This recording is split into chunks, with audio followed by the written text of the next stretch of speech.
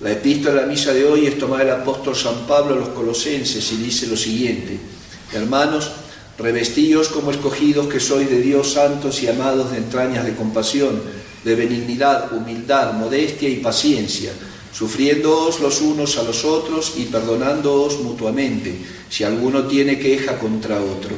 Así como el Señor os ha perdonado, así habéis de hacerlo también vosotros. Pero sobre todo tened caridad, que es el vínculo de la perfección. Y la paz de Cristo exulte en vuestros corazones, a la cual fuisteis asimismo llamados para formar un solo cuerpo, y sed agradecidos. La palabra de Cristo en abundancia more entre vosotros, con toda sabiduría, enseñándoos y amonestándoos unos a otros con salmos, himnos y cánticos espirituales, cantando de corazón con gracia las alabanzas de Dios. Todo cuanto hiciereis, sea de palabra, sea de obra, hacedlo todo en nombre de nuestro Señor Jesucristo, dando gracias por medio de Él a Dios Padre. El Evangelio es tomado del evangelista San Lucas y dice lo siguiente: Cuando tuvo Jesús 12 años, subieron sus padres a Jerusalén según la costumbre en el día de la fiesta, y acabados aquellos días, cuando volvían, se quedó el niño Jesús en Jerusalén sin que sus padres lo advirtiesen. Y creyendo que estaba con los de la comitiva, hicieron una jornada de camino y lo buscaban entre los parientes y conocidos. Mas al no hallarlo, regresaron a Jerusalén para buscarlo, hasta que al cabo de 3 días lo hallaron en el templo, sentado en medio de los doctores, oyéndolos y preguntándoles. Todos cuantos lo oían se pasmaban de su sabiduría y de sus respuestas, y al verlo se admiraron. Y su madre le dijo: Hijo, ¿por qué te has portado así con nosotros? Mira cómo tu padre y yo te buscábamos angustiados. Y le respondió: ¿Para qué me buscabais? ¿No sabíais que en las cosas que son de mi padre me conviene estar? Mas ellos no entendieron esto que les habló. Y descendió con ellos y vino a Nazaret, y les estaba sujeto. Y su madre guardaba todas estas cosas en su corazón, y Jesús crecía en sabiduría y en gracia delante de Dios y de los hombres. Hoy es la misa de la Sagrada Familia. Hoy vamos a ir a celebrar, a festejar, digamos así, propiamente a los integrantes de esta hermosa y santa y sacratísima familia, el Niño Dios, Dios hombre, Dios y hombre verdadero, la Santísima Virgen María y San José, que es propio que tengan su fiesta también en este tiempo litúrgico de la Navidad. ¿Por qué? Porque ahora vemos cómo ellos como familia van soportando, digamos así, las cruces de la vida. Uno piensa que porque Jesucristo nuestro Señor vino en el seno de la Santísima Virgen María y eligió Dios Padre a San José, a este hombre puro, casto y virgen que se estudia en el dogma. Siempre hubo una escuela dogmática que pedía la Inmaculada Concepción de San José, tal era la pureza que tenía este hombre que había sido el encargado de proteger a la Santísima Virgen María. Fíjense, el custodio de la Virgen Santísima y del Niño. Piensan que como era la familia sagrada y Dios estaba en ellos, el Verbo encarnado les ahorró todos los problemas y la vida de ellos fue una vida, un lecho de rosas, y no, por eso vamos hoy celebrando en esta fiesta de la Sagrada Familia, viendo que realmente le tuvieron que sufrir y durísima fue la vida de ellos, pero en todas esas angustias que llevaban, en todos esos pesares, había una diferencia de la vida muchas veces de las familias modernas o de las familias cristianas, que no tienen realmente el conocimiento verdadero propio de lo que es ser una familia cristiana, y aunque se reza un poco, aunque se trata de ser buenos, no son familias cristianas porque no tienen esa presencia de Dios, digamos así, entre ellos, como tenía nuestro Señor Jesucristo, Dios y hombre verdadero, como tenía la Santísima Virgen María y San José, teniendo al Verbo encarnado entre ellos, y que era justamente saber que en esas cruces de la vida y en esas cosas pesadas que le sucedían en las persecuciones, imagínense la angustia de la Virgen Santísima y de San José, sabiendo que querían matar al niño, no teniendo temores infundados, sabiendo que querían matar al niño. Y San José siendo formado y avisado en sueños, levanta, llévate al niño a Egipto. Después de 7 años en Egipto vuelve a Jerusalén y pasa por Judea y dice, tenía miedo porque estaba el hijo de Herodes reinando, entonces mejor se van para Galilea, para Nazaret de Galilea otra vez. Esas angustias y esos pesares de esas vidas, lo que tenían ellos no tenían la ansiedad que tiene el mal cristiano, digamos así, porque estaba Dios con ellos. Si bien la vida era pesada, no tenían ansiedades ni temores. ¿Por qué? Infundados, porque estaba ahí la presencia de Dios. Y esa es la gran diferencia de la familia, de la Sagrada Familia con la familia cristiana. Uno muchas veces aprovecha esta fiesta para hablar de los distintos roles que tienen que desempeñar ahí los miembros de la familia, el padre, la madre, los esposos, los hijos, los hermanos entre sí, los hijos con sus padres, pero no es en realidad el fin de esta fiesta. El fin de esta fiesta es cómo se santifica una familia en conjunto, no cada uno cumpliendo un rol. Sí, si bien empezamos como individuos, tiene que terminar como en un conjunto.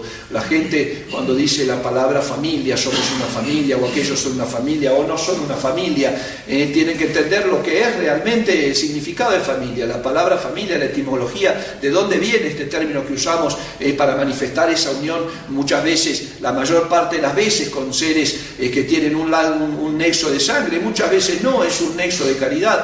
La Iglesia usa la palabra familia para sus fieles. Y esta palabra viene justamente del latín, del Imperio Romano, que el famulus, familia, significaban siervos. El famulus es el siervo, el esclavo, que dependía de un señor al cual servía con amor, y que tenían fames, viene también de esa palabra latina, y que significa los que saciaban su hambre, los que comían en conjunto, comían en común y servían a un mismo Señor. Esa es el origen de la familia, de la palabra familia, que se aplica después a esa congregación de personas que con ese nexo de sangre, padre, madre, esposos, hijos, etc. Pero fíjense que entendiendo este significado vamos a entender lo que es el origen verdadero de una familia cristiana. Son almas que están unidas, que comen en común, digamos así, que llevan vida en común, y que sirven a un mismo Señor. Es decir, son como los esclavos de un Señor, son los famulus, los siervos de un Señor. En el caso de la familia cristiana es ese conjunto de almas, de personas, del padre, la madre, de los hijos, de los esposos, que le digo, muchas veces una familia está constituida por lazos de sangre, otras veces no.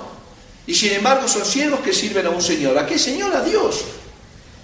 Ese es el sentido, la razón de ser de la familia.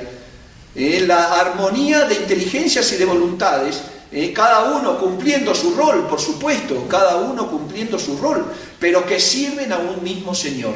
Eso es una familia cristiana. La familia cristiana, la familia católica, es aquella que se reúne alrededor de una mesa, y no solamente para una comida común, sino para una vida espiritual común, sirviendo al mismo Dios. Donde no está este origen de la definición de la familia, no es una familia cristiana. No es una familia cristiana, es un conjunto de almas unidas por un nexo de sangre que afecta a un sentimiento. Claro, no es lo mismo un desconocido que mi propia sangre, pero aunque estén reunidos y tengan un nexo de sangre o un nexo de amistad, no es una familia, porque no están sirviendo al mismo Señor, porque no está la armonía de la religión. Es más, muchas familias cristianas, parece mentira lo que voy a decir, pero en muchas familias cristianas la religión es negada. Cristiana porque está formados por bautizados, por eso digo cristiana. Católicos que han recibido las aguas del bautismo y han recibido las virtudes teologales y tienen todos los medios para santificarse. Pero aún así, en medio de esa familia, la religión es negada. Hay almas que me han contado tantas veces en la vida encontrar que las familias les da pena rezar juntos, por ejemplo, porque no están acostumbrados. No están acostumbrados a que el esposo le diga a la esposa, o los padres a los hijos, o los mismos hijos, vamos a rezar rosario, o vamos a hacer una novena, o vamos a hablar de Dios. No están acostumbrados, y llega un miembro de esa familia y les dice a la otra, vamos a rezar un rosario, se quedan cortados porque les da pena. ¿Me explico? Entonces, la religión es negada, y si no es negada, digamos así, porque hay que ser muy renegado para que en una familia de bautizados se reniegue de la fe, por lo menos es despreciada.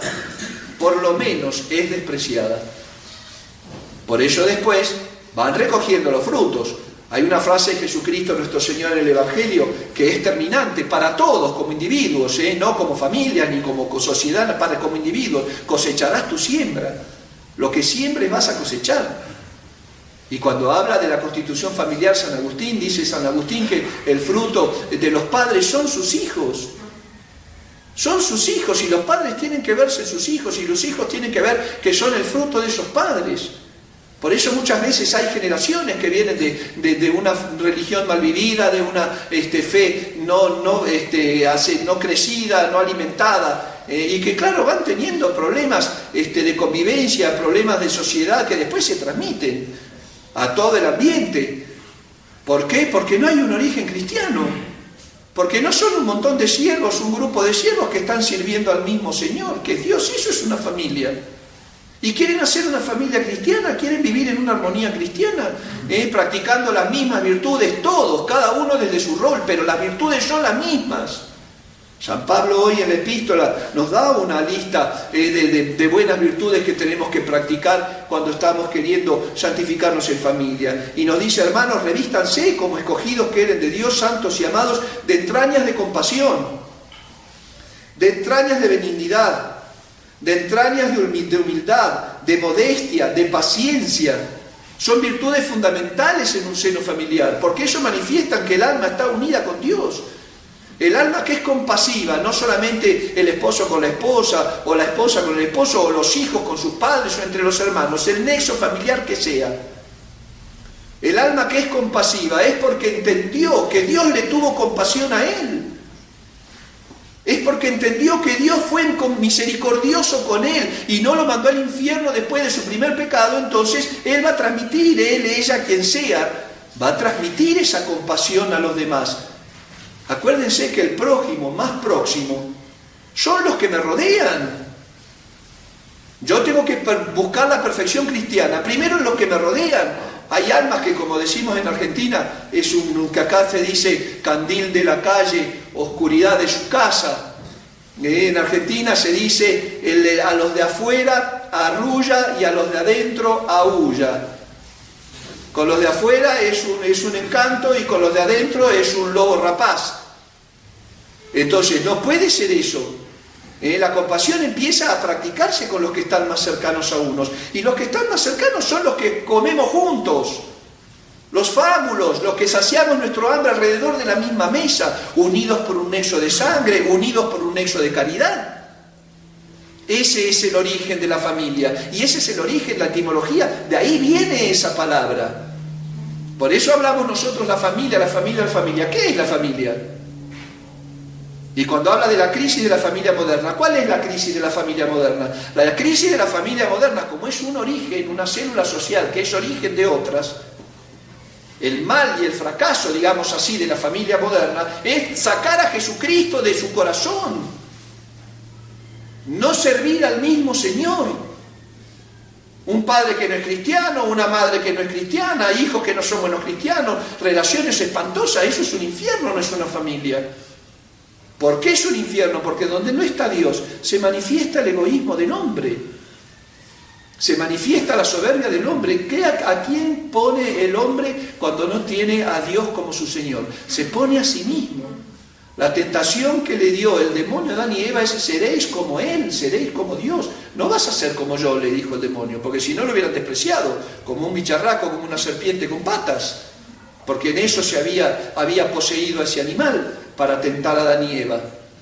No era agradable parecerse a una serpiente con patas. Entonces, ¿cuál es la tentación? Vas a ser como Dios. Por eso, si conoces y comes de ese árbol. Entonces ahora, si el individuo no tiene a Dios en su corazón y no entiende lo que es la compasión de Dios con uno, la misericordia con uno, la benignidad con uno, la modestia, sufriéndose sus propios defectos, ¿cómo va a transmitir eso? Por eso, hijos míos, si queremos tener verdaderamente una familia, pues empecemos a tratar de reunirnos alrededor de la misma mesa para servir al mismo Señor. Donde no está esa armonía de fe, donde no está esa armonía de caridad, no hay familia, no hay familia. Hay un conjunto de almas que viven juntos, como un hospedaje, como una casa de renta, como esas casas que rentan cuartos. Entran, salen, suben, bajan, nadie sabe. ¿Cuántas veces pasa en familia? ¿Dónde está fulanito? No sé, ni idea, no tengo ni idea si entró, si salió, si vino, si fue. Y eso no es una familia. Mucha gente quiere engañarse o uno puede decir, bueno, no, lo que hay que hacer hay que ser sinceros con uno mismo.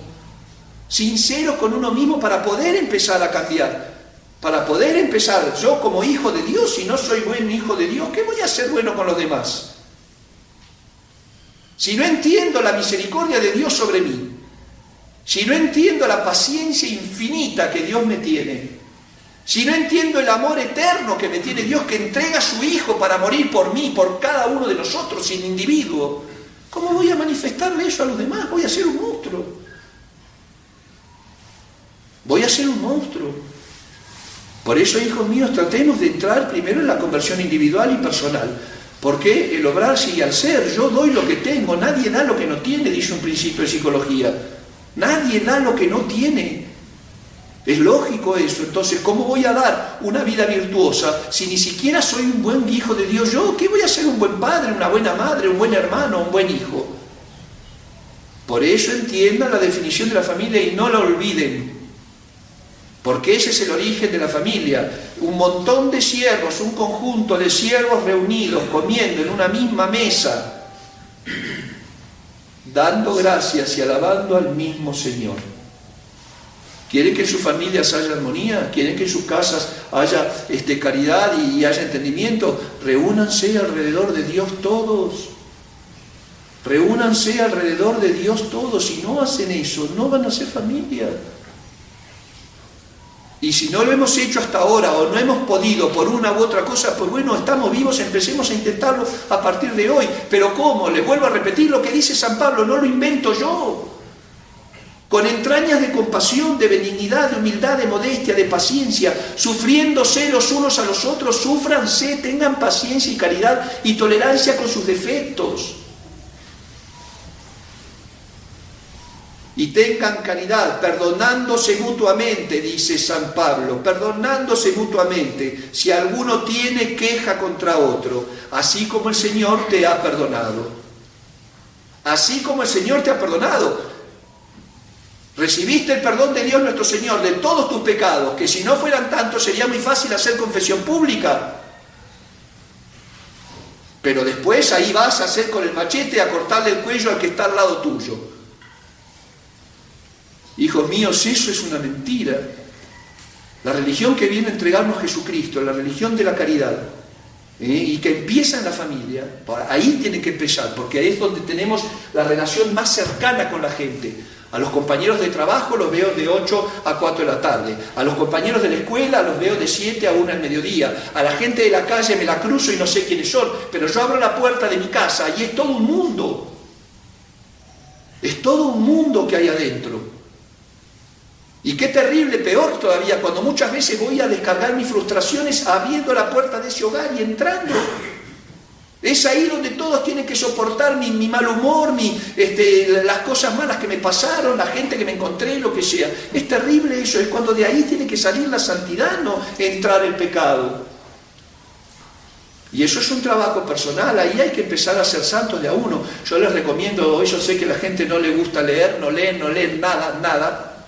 Por eso muchas veces arrastramos nuestros defectos hasta la muerte, porque nunca hemos en un buen libro leído cómo tenemos que hacer para corregirnos. Pues yo les recomiendo 2 libros hermosos. Uno que es una historia novelada, que se llama La familia que alcanzó a Cristo, de Fray María Raymond. Toda la historia de la familia de San Bernardo de Claraval. Y otra, la historia de una familia que es la familia de Santa Teresita del Niño Jesús. De su padre, de su madre y de sus hermanas, con los hijos que perdieron y que entregaron al Señor recién nacidos. Entonces las recomiendo muchísimo. ¿Quieren saber y quieren intentar de poner en casa esa armonía cristiana? Pues empecemos a ver cómo tenemos que hacer. Por lo pronto ya sabemos lo que nos dice San Pablo, cómo tienen que ser mis entrañas. No me importan las del otro, las mías.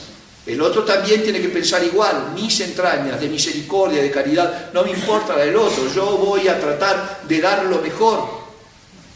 Porque además es lo que tengo que hacer porque Dios lo hizo conmigo, dice San Pablo. Si Dios lo hizo conmigo, ¿por qué no lo voy a hacer yo con el otro? Pidámosle a la Santísima Virgen María, al Señor San José, que interesa realmente, que santidad la de San José, que fíjense le dio, dice las Sagradas Escrituras, que una mujer buena es el premio a un varón justo. Fíjense qué justicia, qué santidad. La justicia en el término bíblico significa santidad. ¿Qué santidad tiene que haber sido San José, que le tocó la Santísima Virgen María como esposa?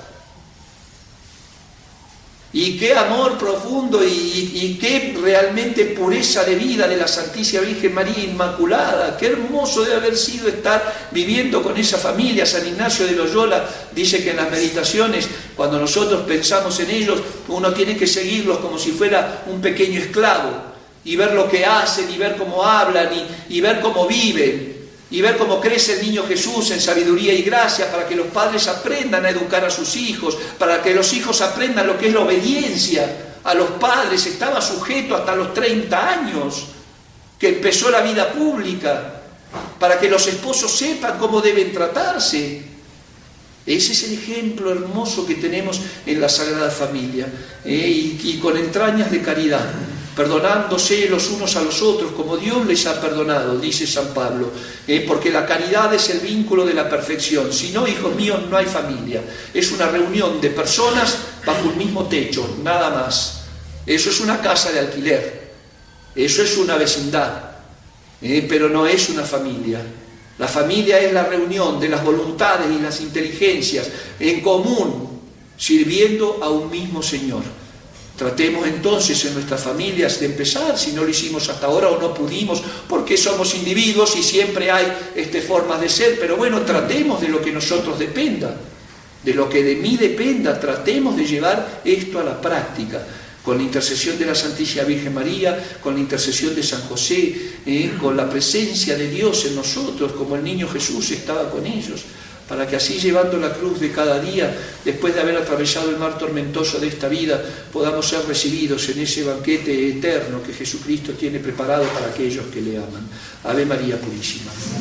En el nombre del Padre, y del Hijo, y del Espíritu Santo. Amén.